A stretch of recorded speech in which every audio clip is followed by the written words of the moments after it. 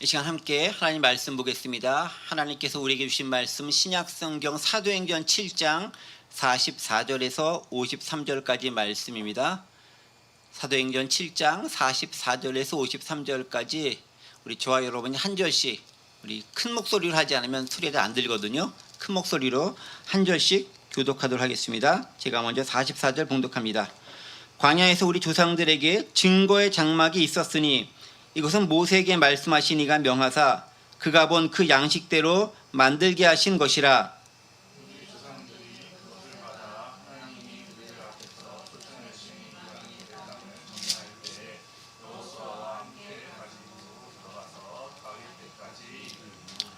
다윗이 하나님 앞에서 은혜를 받아 야곱의 집을 위하여 하나님의 처소를 준비하게 하여 달라고 하더니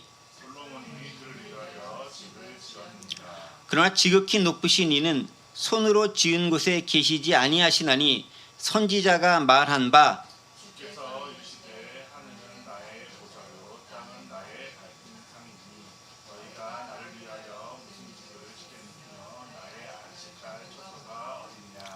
이 모든 것이 다 내 손으로 지은 것이 아니냐 함과 같으니라.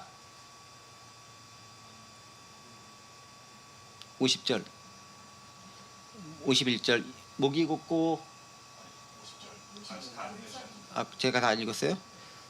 목이 곧고 마음과 귀에 할례를 받지 못한 사람들아 너희도 너희 조상과 같이 항상 성령을 거스르는도다.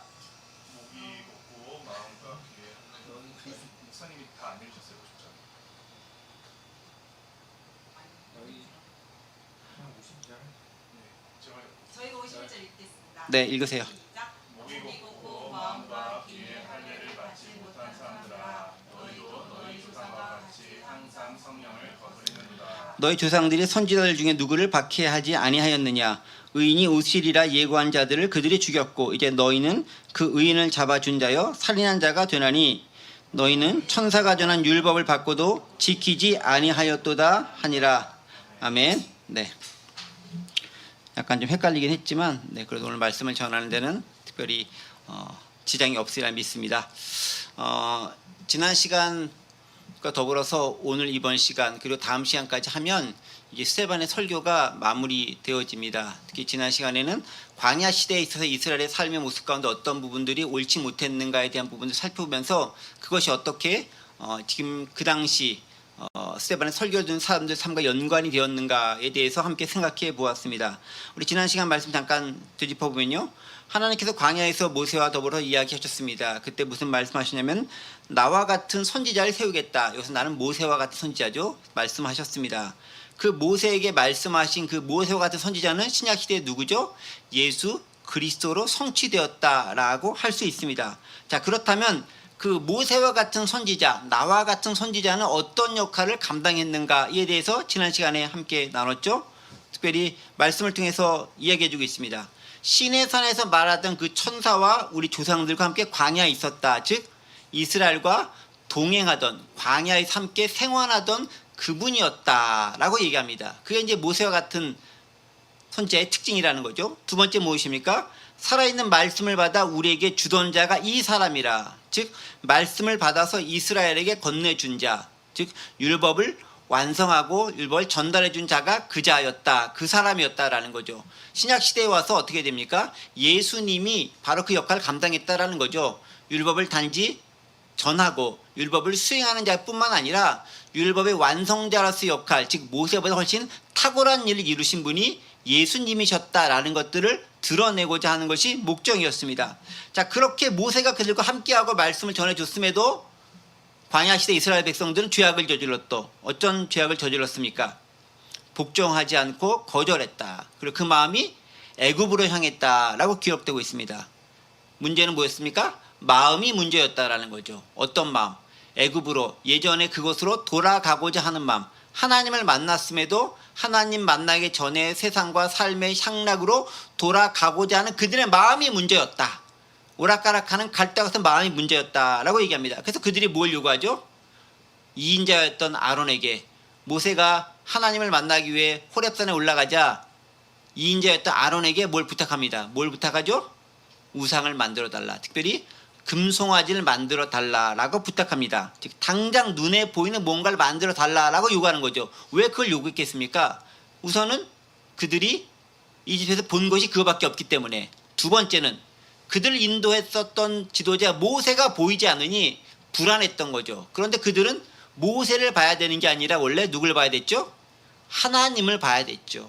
그런데 하나님을 보지 않고 모세를 보다 보니까 모세의 부재가 발생하자 모세를 대신할 무언가를 만들어 달라고 요구하는 어처구니 없는 상황이 발생하게 됐다. 참다운 인도자, 참다운 주인을 바라봐야 되는데 엉뚱한 것, 대리자를 바라보다 보니 이런 불상사가 발생했다. 실족하게 되었다라는 것입니다. 자, 그러하면서 아모스의 말씀을 스데반이 인용하면서 이야기하고 있습니다. 어떤 말씀입니까? 광야 생활을 니네가 하면서도 하나님께 온전히 제사도 희생도 드리지 않았다라고 합니다. 광야 생활 40년 동안 했잖아요. 제사 수없이 들었을 거 아니에요. 근데 그게 진짜가 아니었다라고 얘기합니다. 온전치 않았다라고 얘기합니다. 즉 그런 이들은 뭘 했다? 몰록과 레판을 섬겼다. 레판은 이제 천체의 신 이름이에요. 레판과 몰렉이라고 하는 이방신을 섬겼다. 우상을 섬겼다라는 거죠. 하나님께 제사한다고 하면서도 우상을 섬긴 게 너의 죄악이었다. 그래서 하나님이 어떻게 한다? 너희를 바벨론 밖으로 옮길 거다.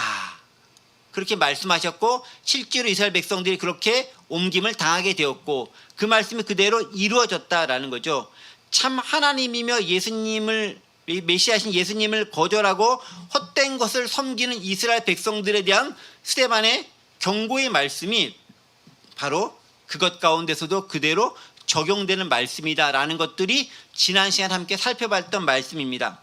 자, 그 말씀과 더불어서 지금은 이제 좀 더 구체적으로 그렇다면 진짜 너희들이 가진 문제가 뭔지, 왜 내가 지금까지 구약의 이런 여러 일들과 사건들을 예를 들면서 너희들에게 설명을 하고 설교를 했는지에 대해서 이야기하고자 하는 그 원인에 대해서 이야기한 겁니다.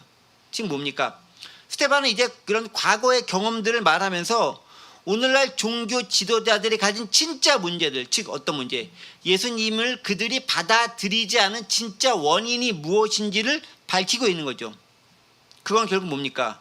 오늘날 과거 광야 시대와 구약 시대의 성전과 율법에 대한 이해가 어떠했는가에 따라서 올바르지 못했기 때문에 오늘 그들이 예수님을 메시아로 받아들이지 못하고 죽음으로 내몰았다라고 스데반은 설명하고 있습니다. 그러면서 먼저 44절부터 50절까지는 뭐에 대한 예를 드느냐? 성전을 가지고 이야기하고 있습니다. 즉 성전에 관한 것을 가지고 말씀을 하고 있는 거죠. 그래서 44절에 있는 말씀을 먼저 보겠습니다. 광야에서 우리 조상들에게 증거의 장막이 있었으니 이것은 모세에게 말씀하신 이가 명하사 그가 본 그 양식대로 만들게 하신 것이라. 자, 스데반이 설교의 이제 막바지에 다다르면서 언급하는 것은 뭐냐면은 성전에 대한 것을 가지고 언급하는 거예요. 그리고 또 나중에 보시면 알겠지만 율법에 대한 것도 마지막에 한 번 더 언급하면서 끝을 냅니다. 성전과 율법에 대한 언급, 왜 중요할까요? 이스라엘 종교 지도자들이 예수 그리스도를 잡아서 죄명을 정할 때 그들이 예수님을 정죄했던 내역이 바로 성전에 대한 것과 또 한 가지 뭐라고요? 율법에 대한 것이었습니다. 즉 하나님의 성전을 모욕하고 허문다라고 하면서 성전 모독죄를 정의했던 것이고요. 또 이것이 신성 모독죄까지 되는 거죠. 그 다음에 이 예수는 율법을 자기 마음대로 해석하고 자기 마음대로 어겼다라고 하면서 율법에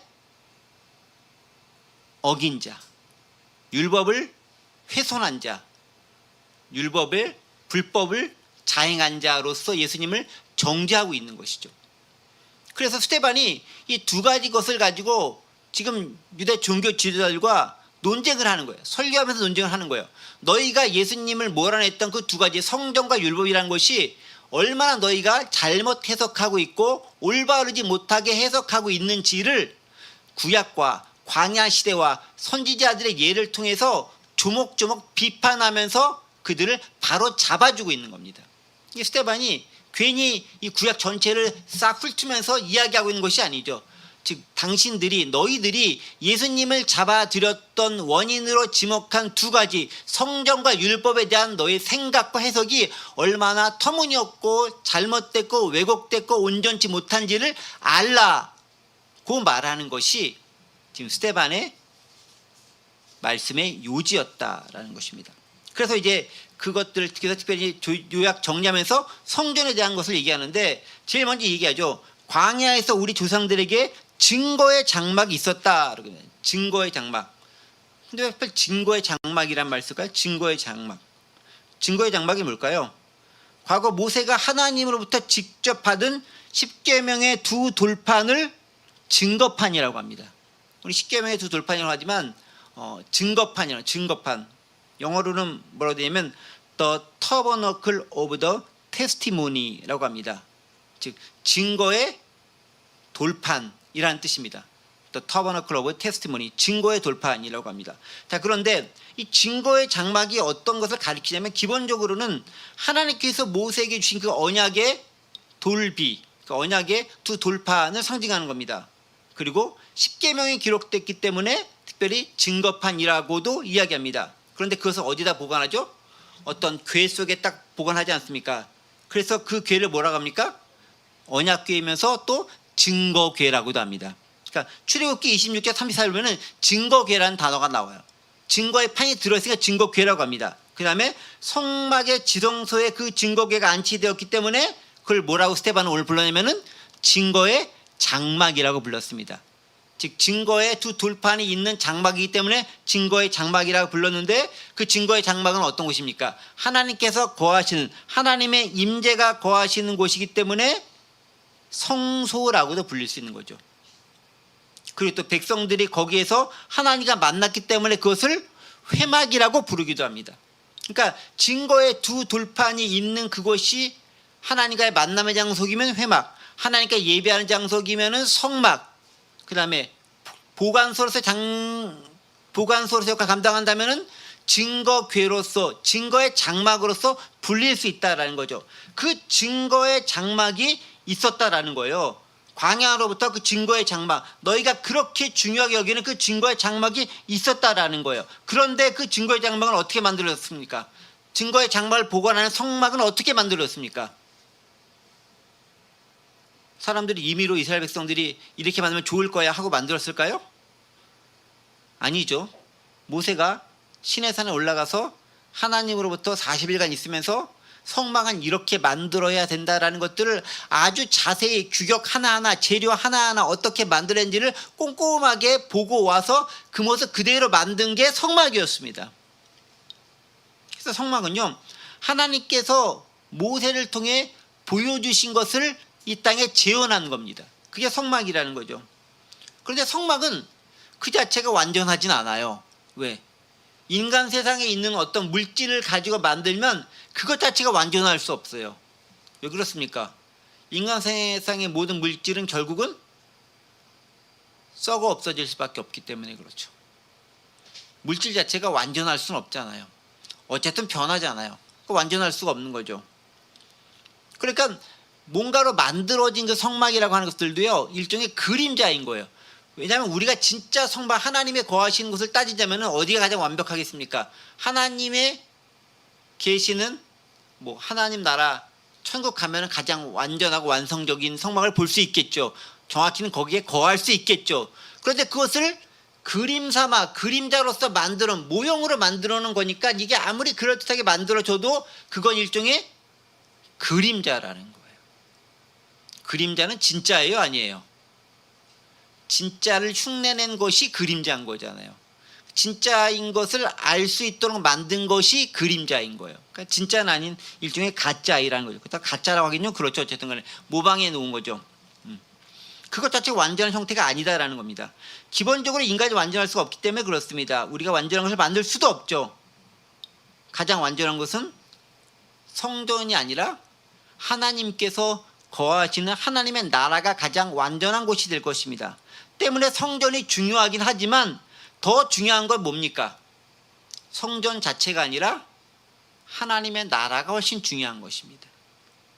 하나님의 나라의 그림자로 만들어 놓은 것이 성전이기 때문에 그렇습니다.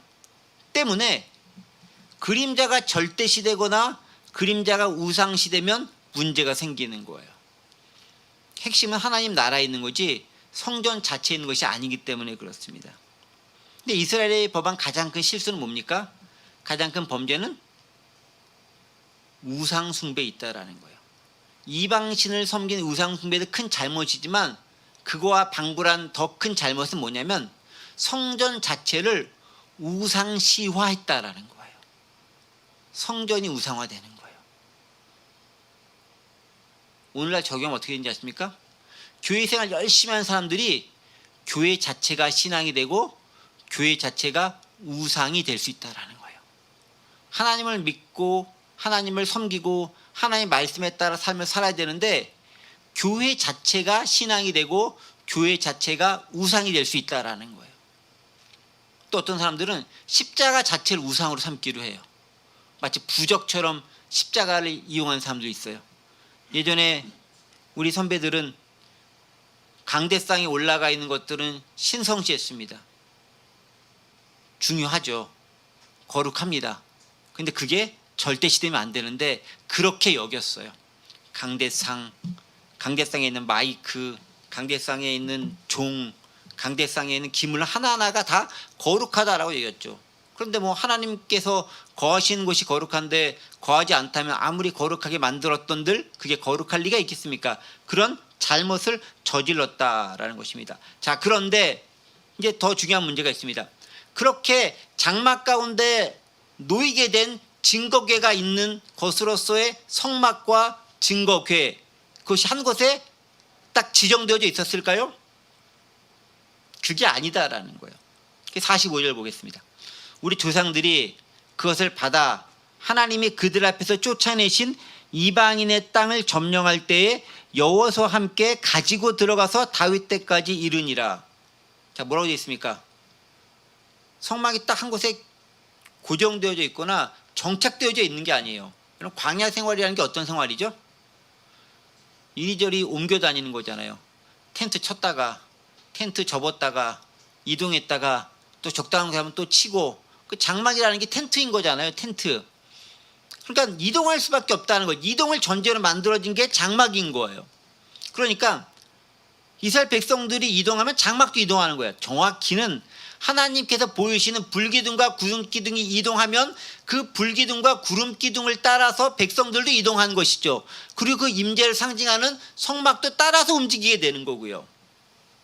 그러니까 성막은 뭐다? 움직이는 거였다라는 거예요. 사랑은 움직이는 거야. 예전에 CF에 나온 적이 있는데 성막도 움직이는 거였다. 한 곳에 고정되지 않았다라는 거예요. 어디서부터 어디 갔습니까? 우리 조상들이 그것을 받아 광야에서 이리저리 이동했고 또 그들 앞에서 쫓아내신 이방인의 땅을 점령할 때에, 즉 어디 가나안 땅에 들어가서 그 가나안 땅에 정착할 때에도 여호수아와 함께 가지고 들어가서 다윗 때까지 함께 있었다라는 거예요. 무엇입니까? 광야 시대의 증거궤와 성막은 정착 시대로 접어드는 여호수아 시대로 접어들 때까지 이스라엘과 함께 이동하며 움직였다라는 거예요. 한 곳에 정착되지 않았다라는 거예요.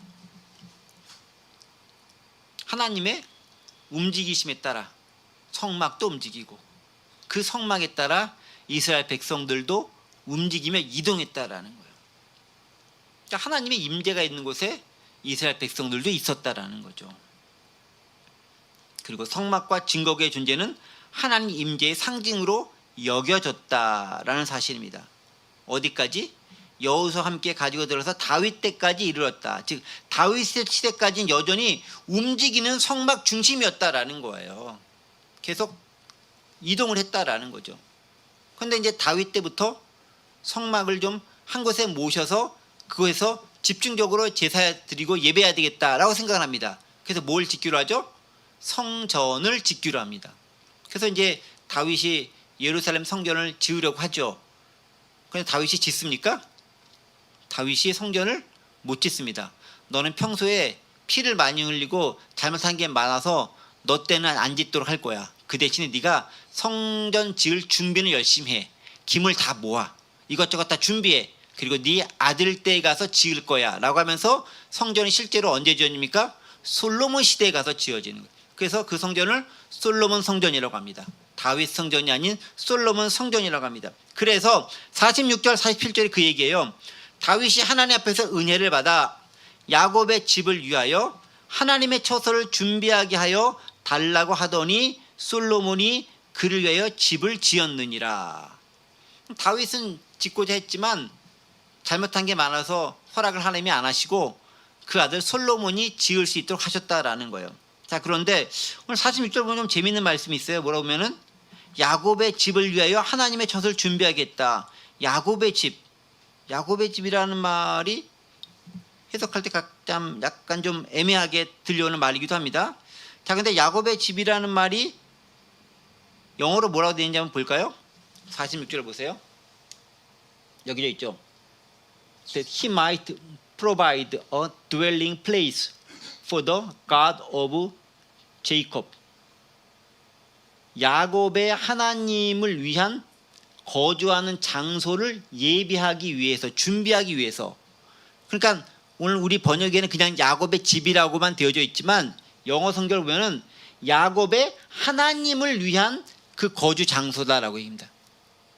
그러니까 단지 야곱이 아니라 야곱이 믿고 신앙하는 그 하나님을 위한 거주 장소로서의 성전이 그것이다 라고 말하고 있는 거죠. 그러니까 결국은 누굴 위해 짓는 거예요?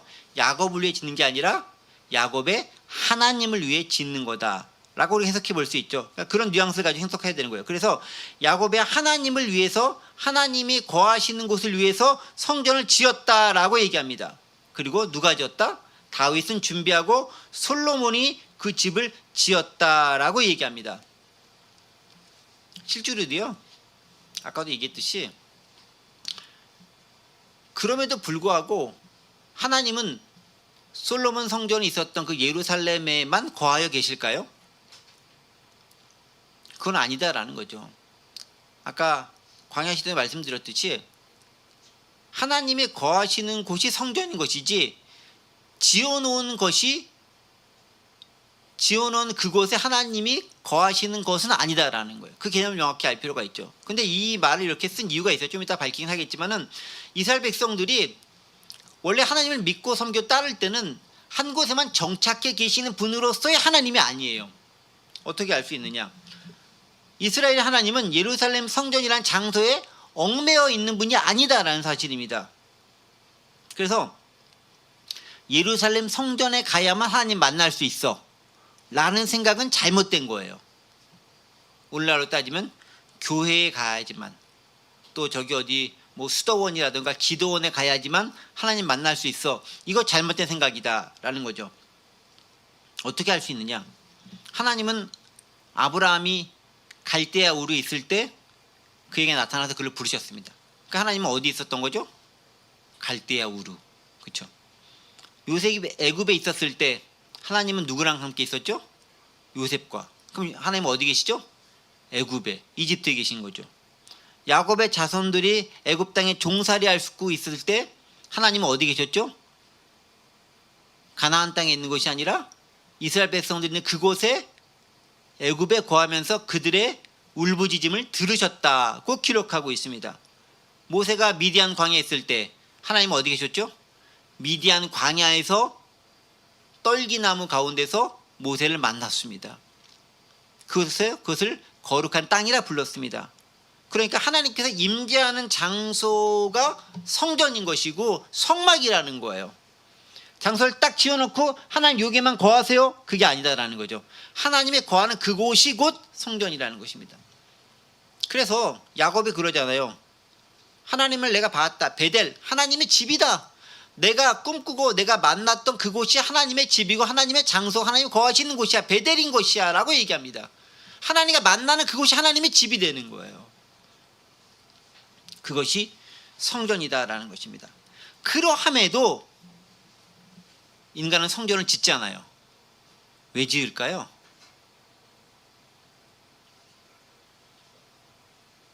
첫 번째는요, 이런 거죠. 다윗의 마음이 이것이었어요. 나는 이제 천하를 통일해가지고 부강한 나라 만들었고 이웃 나라부터 조공도 받고 잘 살게 만들었어요. 나는 좋은 집 왕궁에서 잘 살아. 근데 하나님이 거하실 것 같은 성전은 너무 초라해. 아, 이거 아니야. 다윗은 그런 생각을 가진 거죠. 높으신 하나님은 좋은 곳에 계셔야 된다라는 다윗의 선한 마음이 있는 거예요. 하나님이 그곳에만 거하는 건 아니겠지만 하나님을 향한 선한 마음의 발로가 성전으로 나타났다라는 것입니다. 또 한 가지 어떤 것이 있습니까? 왜 그럼에도 성전을 짓습니까? 하나님께서 동행하고 계신다라는 의미를 가지고 있는 거예요. 하나님께서 동행하고 계시다라는 것이죠. 나와 함께하고 계시다. 또 한 가지 어떤 의미냐면 하나님 임재에 대한 상징적 의미라는 거죠. 하나님은 저곳에 거하고 계시다라는 것을 상징적으로 드러내는 표현이다라는 거예요. 정확히는 성전 자체가 중요한 게 아니라 하나님의 임재와 역사심 자체가 중요한 거죠. 근데 그것을 눈에 보이는 상징으로서 성전이 필요한 겁니다. 그러니까 인간은 어쨌든 간에 이렇게 뭔가 눈에 보이는 게 필요한 거예요. 믿음이 왜 어려울까요?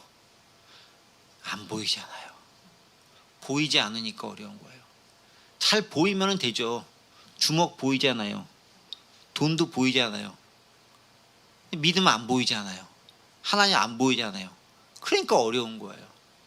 그래서 뭔가 보이는 것으로 만들려는 시도가 있는데 그것이 잘못되어지면 우상화될 수 있다는 가장 큰 문제를 만들어질 수 있다는 것입니다.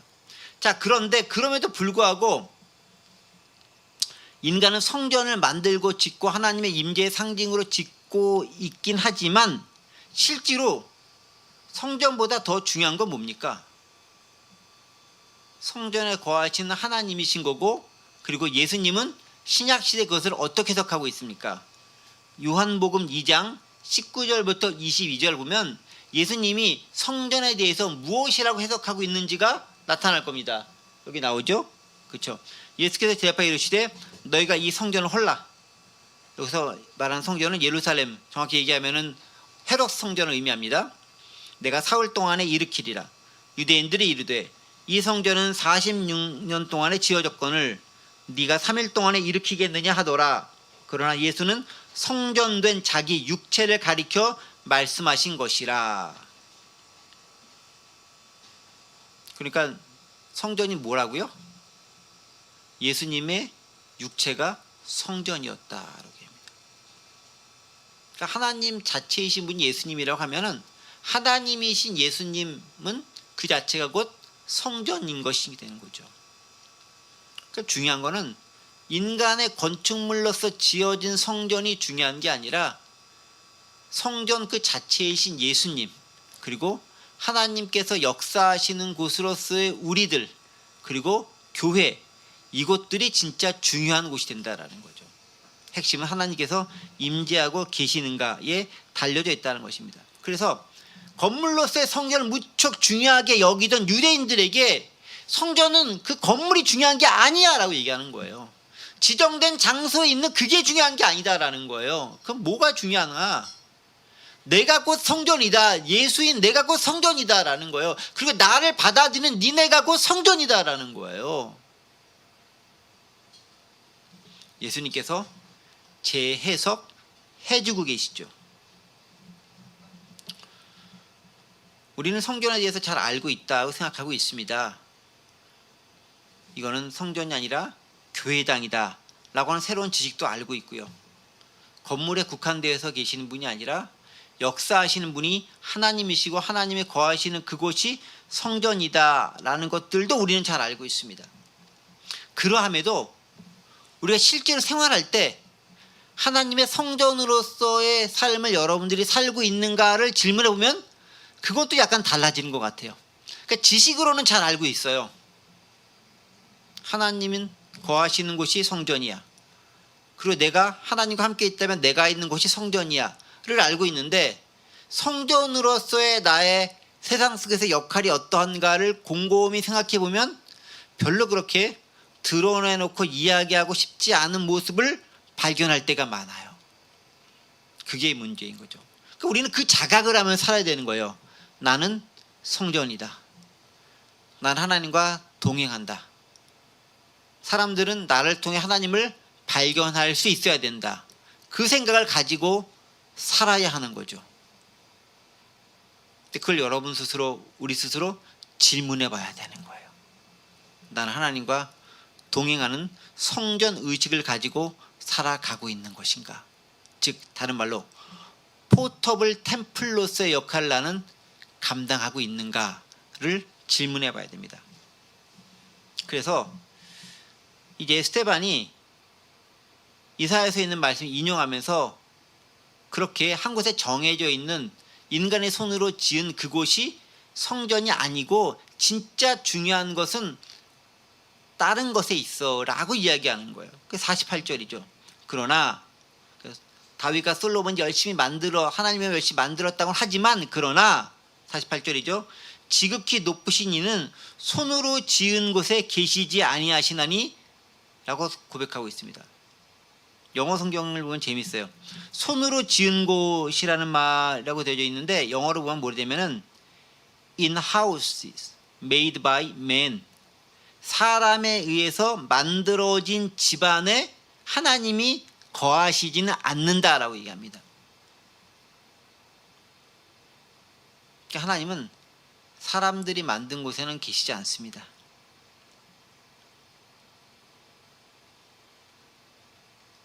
스테반이 왜 이런 말 할까요? 당시 성전을 중시하던 성전 제사가 타락했을 뿐만이 아니라 성전 자체를 우상화함으로 하나님의 뜻에 멀어져 있는 그 현실을 통탄했기 때문에 그런 거예요. 특별히 손으로 지었다라는 표현 있잖아요. 손으로 지은 곳, 영어로 보면은 in house, made by man, 사람에 의해서 만들어진 이 표현이 있는데 이 표현은 어떤 때도 쓰냐면은 우상을 만들 때도 사용되어지는 그 히브리어 표현이에요. 성전을 만든 그 손으로 이스라엘 백성들은 뭘 만들었다고요? 우상도 만들었다라는 거예요. 똑같은 손으로 밥도 만들고 독도 만들 수 있다라는 거죠. 똑같은 손으로 사람을 살릴 수도 있고 사람을 죽일 수도 있다라는 겁니다. 똑같은 손으로 하나님께 예배할 수도 있고 하나님을 망령되게 할 수도 있다라는 것을 이야기하고 있습니다. 사람의 손으로 만든 그것으로 하나님을 영화롭게 할 수도 있지만 하나님을 모욕되게 만들 수도 있다라고 얘기하는 거예요. 그래서 오히려 성전이 우상화되어져 가고 있고 우상을 만든 그 손으로 성전을 만들었다라고 표현함으로 성전을 우상화하고 있는 이스라엘 사람들의 악행에 대해서 고발하고 있는 겁니다. 그리고 또 이 표현 손으로 지은 곳에 계시지 않는다라는 것은 결국 뭡니까? 인간의 손으로 지은 곳에 하나님께서 얽어매여져 계신 분이 아니다라는 거죠. 그럼 뭡니까? 어디 있어야 되는 겁니까? 49절이 얘기하죠. 주께서 이르시되 하늘은 나의 보좌요 땅엔 나의 발등상이니 너희가 나를 위하여 무슨 집을 짓겠으며 나의 안식할 처소가 어디냐. 하늘, 땅, 하늘이 보좌고 땅이 발등상이다. 지구 온 전체를 통틀어서 거하고 계신다라는 거예요. 니네가 나를 위해 집을 짓는다? 터무니없는 발상이다라는 거예요. 근데 왜 하나님께서는 다윗과 솔로몬이 집 짓는 거 허락하셨습니까? 그들이 그 마음을 받으시는 거예요. 집 짓는다고 거기 딱 틀어박히셔 계신 분이 아님에도 불구하고 그들에게 허락해 준 것은 그들의 하나님을 향한 그 귀하고 아름답고 숭고하고 순수한 마음, 내가 그걸 받겠다라는 거예요. 그리고 지어진 성전을 통해서 하나님께 여기 임재하고 계시구나라는 것들을 상징적으로 보고 느끼라는 거예요. 그러나 하나님은 거기에 얽매이는 분은 아니다라는 겁니다. 세계 자체가 하나님께서 만드신 모든 피조세계 자체가 하나님이 거하시는 거예요. 곳이에요. 그런데 이 성경을 기록했을 당시에는 지구가 온 세상이 전부였겠죠. 오늘날 같은 경우는 어떻게 표현될 수 있겠습니까? 온 우주가 하나님께서 거하시는 곳이다 라고 말할 수 있지 않겠습니까? 우주적 신앙으로 좀 더 커갈 수 있는 것이죠. 즉 하나님께서 창조하신 그곳 어디나 하나님은 거하고 계신다라는 거예요. 그래서 50절에 이 모든 것이 다 내 손으로 지은 것이 아니냐. 하나님께서 다 지었다. 내가 내 손으로 지었는데 내가 거하지 않고 내 영향력이 미치지 않는 곳이 어디 있겠느냐라는 거예요. 이 말씀이 어디 나오냐? 이사야 66장 1절 2절이에요. 여호와께서 이와 같이 말씀하시되 하늘은 나의 보좌여 땅은 나의 발판이니 너희가 나를 위하여 무슨 집을 지으라. 내가 안식할 처소가 어디랴. 나 여호와가 말하노라. 내 손이 이 모든 것을 지었으므로 그들이 생겼느니라. 즉 그들이 있으므로 내가 거하는 게 아니라 내가 있는 그것에 그것을 짓도록 내가 너에게 허락했다라는 거예요. 그리고 하나님께 만드신 모든 것에 나는 거하고 있다라는 거예요. 자, 이쯤 되면은 성전 필요해요, 안 필요해요? 성전 없어도 되죠? 성전 다 없애버릴까요? 실제로 해서 예수님께서는 성전 헐라라고 얘기합니다. 헐라, 실제로 헐어지게 돼요. 로마에서 망하게 됩니다. 하지만 다시 짓겠다. 예수님 부활을 통해 다시 짓겠다라고 얘기합니다. 스테반이 얘기하고자 하는 것, 오늘 우리에게 얘기하는 것들은 성전 무용론을 말하고자 하는 게 아니에요. 성전도 상징적 의미를 필요해요. 어떤 제사장이나 그 역할을 감당함에 있어서 건물이 필요해요. 하나님이 계신 그 어느 곳이나 예배할 수 있기 때문에 하나님의 거하시는 곳이 예배당이긴 하지만 건물로서의 예배당도 필요해요. 건물이 있어야 사람이 모이지. 건물이 있어야 집중이 되는 거죠. 거기서 뭔가 활동들이 일어날 수 있거든요. 그런데 그것이 우상시되거나 핵심적 사항이 되면 안 된다라는 거예요. 그것으로 성전이 필요하지만 하나님을 가두거나 제한해서는 안 된다는 걸 의미하는 거죠. 성전은 제사하고 하나님 경배하고 인간을 위한 교제 공간을 충분히 역할을 감당해야 합니다. 하지만 하나님은 성전 그 이상이다. 성전에 얽매이지 않는다라는 겁니다. 그러니까 다시 말해서 뭐합니까? 이스라엘 백성 니네가 열심히 성전 강조하고 성전을 모였겠다라고 얘기하고 아무리 얘기하지만 그게 중요한 게 아니다라는 거예요. 거기서 하나님이 빠진다면, 하나님이 없다면, 하나님의 말씀을 왜곡한다면, 하나님의 말씀을 거역한다면 아무리 성전 지어놔봐라 꽝이다. 그 얘기하는 거죠.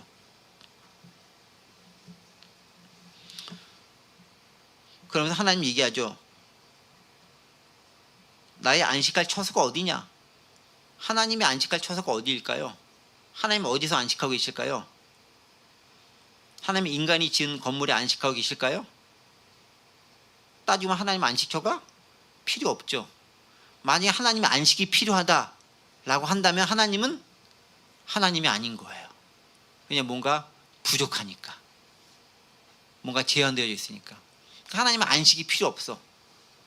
근데 하나님도 안식하셨잖아요. 언제 안식하셨죠? 창세기에서 창조할 때 6일간 다 지으시고 7일째는 쉬셨다, 안식했다라고 기록하고 있습니다. 하나님 쉬신 거 아니에요. 어떻게 된 겁니까? 하나님이 하나님을 위해서 안식했던 것 같습니까?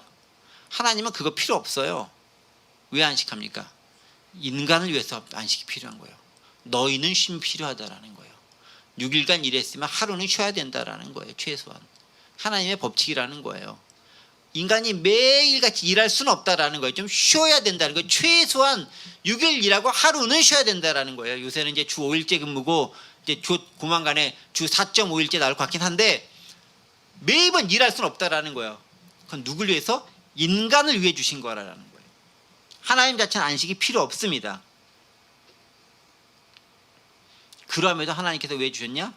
인간을 사랑하는 마음 때문에 주신 거다. 그런데 인간을 위한 것을 마치 하나님을 위한 것이냐 우리가 착각하면서 하나님께도 적용하려고 하면 안 된다는 거죠. 정리를 하면 이런 거죠. 눈에 보이는 성전이나 건물은 그곳에 하나님이 임재할 때만 가치가 있는 거예요.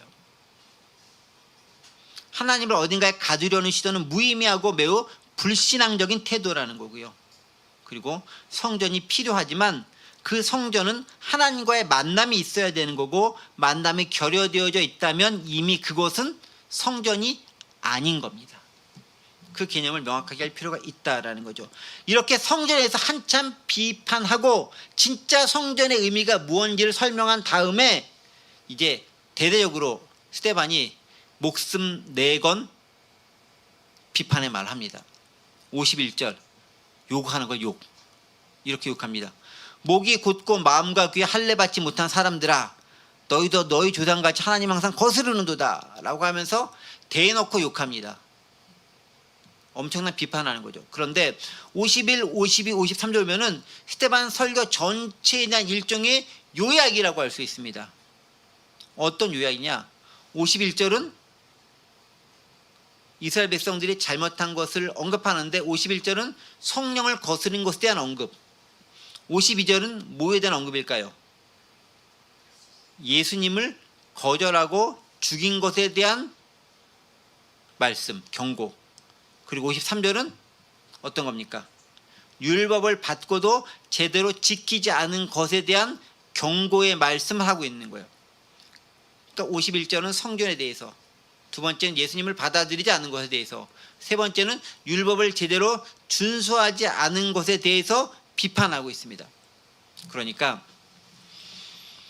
이스라엘 백성들이 종교 지도자 예수님을 잡아 죽이면서 했었던 그 비판을 그대로 되받아쳐서 진짜 구약 성경이 의도하는 바, 하나님의 말씀이 의미하는 바, 성경과 율법이 의미하는 바가 무엇인지를 밝히고 그 말씀을 그대로 유대 종교 지도자들에게 적용해서 너희가 이러이러한 잘못을 하고 있다고 되받아서 비판하고 있는 겁니다.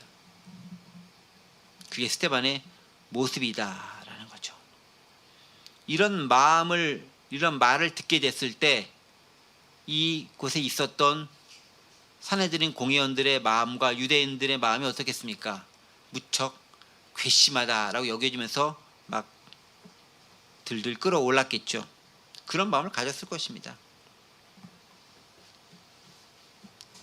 조금 보면 목이 곧고 마음과 귀 할례 받지 못한 사람들아, 누구의 말도 들으려고 하지 않는 그들의 자세를 언급하고 있죠. 이 고집불통아, 할례 받지 못한 사람들아, 변화되지 못한 사람들아, 네가 하나님을 믿는다고 하면서 변화하지 받지 못했잖아. 할례를 받았으면 하나님 뜻에 따라 삶을 살아야 되는데 예전과 똑같은 삶을 살고 있어 라고 하면서 엄청나게 욕하는 거예요. 비판하는 거예요. 너희도 너희 조상같이 성령을 거스리는도다. 너희 조상들이 우상을 숭배했던 것처럼 너희도 성전을 우상하면서 성령을 거스리고 있다라고 욕하는 거예요. 너희 조상들이 선지자들 중에 누구를 박해하지 아니하였느냐? 선지자들 다 박해했던 것처럼 너희가 예수도 박해하고 있다라는 거예요. 예언된 메시아 그 예수도 너희가 박해하고 있다라는 거예요. 선지자를 박해했던 너희 조상들의 그릇된 모습과 똑같다라는 거예요. 그리고 천사가 된 율법을 받고도 지키지 아니하였다. 율법을 무시하고 근본 정신을 버렸던 것처럼 자꾸 하나하나에만 얽매인 너희들에 대해서 비판하고 있다라는 것입니다. 우리들에게도 적용하고 있는 거죠. 우리도 그럴 수 있다라는 거예요. 근본주의적 시각을 가지고 있으면 이럴 수 있다라는 것입니다. 그 정신을 보지 못하고 문자 하나하나, 자꾸 하나하나 이게 매달려서 다른 사람을 정죄하기에 급급한 신앙을 가질 수 있다는 거죠. 스데반은 바로 그 점을 비판하면서 너희가 그렇게 비판했던 그 비판으로 너희가 비판과 비난을 받으며 정죄받게 될 것이다 라고 되받아치며 설교하고 있는 거죠. 말씀을 정리해 보겠습니다. 성전과 율법은 이스라엘 역사에서 가장 중요한 두 가지 상징입니다. 하나님의 임재를 상징하고 이스라엘 백성들의 자존심과 자긍심을 상징하는 것들입니다. 그런데 그것이 그 본래의 근본 정신과 의도를 망각하고 겉모습만 집착하다 보면 우상 숭배의 죄를 범하게 되는 것들이죠. 바로 그러한 모습이 점점 심해질 때 진짜 메시아가 오더라도 그 메시아를 알아보지 못하고 죽일 수밖에 없는, 도저히 되돌릴 수 없는 죄악에 사로잡히게 됩니다. 바로 그 모습을 비판하고 있는 거죠. 오늘 우리는 어떤가요? 성경 말씀을 많이 아는 것이, 성경 지식을 많이 아는 것이, 교회를 오래 다닌 것이, 전통을 많이 아는 것이 우리의 자랑이 되어서는 안 되고요. 말씀의 근본 정신과 그 의도가 무엇인지, 그리고 예수님이 성전이고 주님이 거하시는 그곳이 성전이라면 주님과 동행하는 자로서, 성전으로서의 우리가 그 역할을 제대로 감당하고 있는지, 율법의 정신을 제대로 실현하고 구현하고 있는지 다시금 되물어보면서 하루하루를 살아갈 수 있는 저와 여러분들 되기를 간절히 원합니다. 기도합니다. 은혜와 사랑의 하나님, 참으로 부족한 저희들의 모습을 다시금 되돌아봅니다. 스데반이 예수님을 비판했던 그 비판 조목조목 하나하나를 가지고 다시금 유대 종교 지도자들 비판했듯이 우리 역시 그런 태도를 가지고 누군가를 비판하고 정죄하며 살아왔던 것은 아닌지 또한 되돌아봅니다. 자유로움과 하나님 안에서 은혜의 풍성함을 누려야 하는데 정죄하고 얽어매고 가두려 하고 누군가를 묶으려고만 했었던 우리의 잘못된 태도를 벗어버리고 하나님 안에서 온전한 성전된 자로서 역할을 제대로 감당할 수 있는 신앙인이 될 수 있도록 도와주옵소서. 감사드리며 예수 그리스도의 이름으로 기도하옵나이다. 아멘.